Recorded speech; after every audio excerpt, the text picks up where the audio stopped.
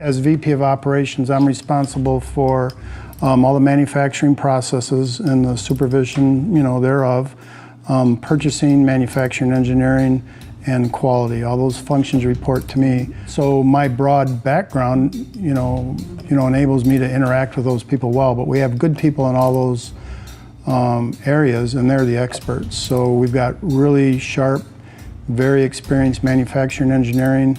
We've got good people in purchasing who are good in purchasing and are learning our business. Same thing in inspection. We've got a really, really good, sharp CMM operator, and we're trying to develop more, manufacturing and inspection expertise through our apprenticeship program. So my responsibility is to kind of coordinate those activities, fill in the gaps where, groups meet, make sure balls don't get dropped, in scheduling and inspection, customer interface.